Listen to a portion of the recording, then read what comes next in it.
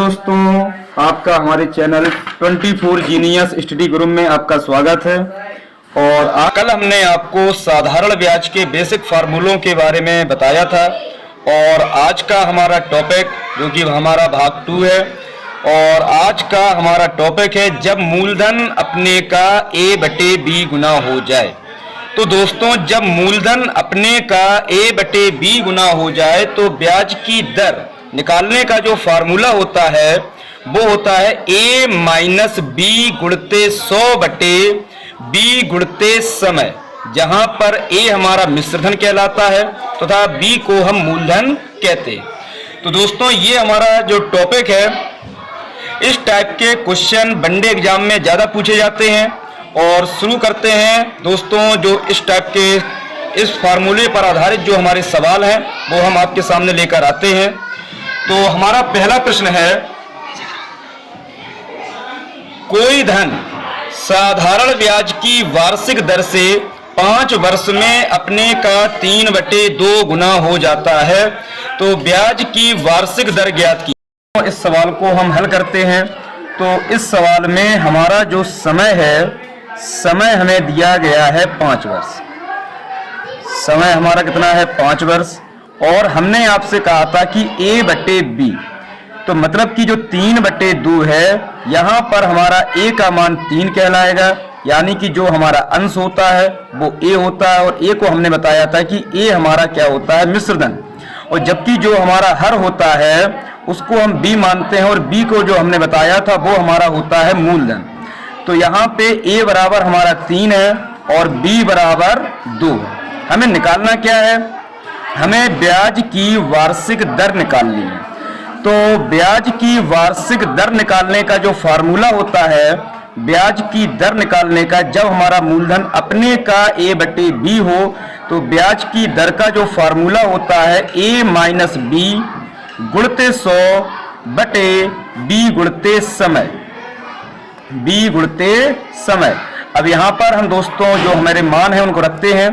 तो a का मान जो हमारा दिया गया है वो हमारा 3 है, b का मान हमारा 2 है गुणते 100 और बटे में हो जाएगा b गुणते समय, यानी कि b का मान यहाँ पे रखेंगे हम 2 और समय हमारा दिया गया है 5 वर्ष।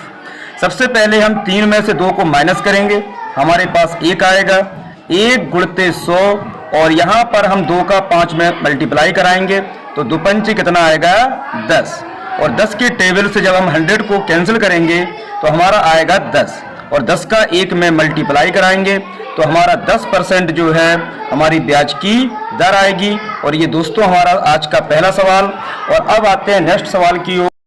हमारा दूसरा सवाल है, एक धनराशि साधारण ब्याज की वार्षिक दर पर उधार दी गई, वह 3 वर्ष में अपने की 5/4 गुना हो गई, तो ब्याज की वार्षिक दर ज्ञात कीजिए।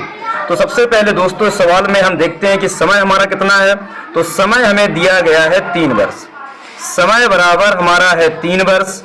और जब मूलधन अपने का 5/4 गुना हो गई तो यहाँ पे 5/4 यानी कि a/b। तो यहाँ पर हमारा मिश्रधन a बराबर हमें दिया गया है 5। मिश्रधन a बराबर हमारा है 5।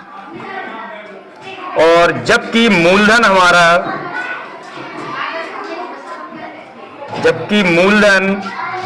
b बराबर हमारा है 4।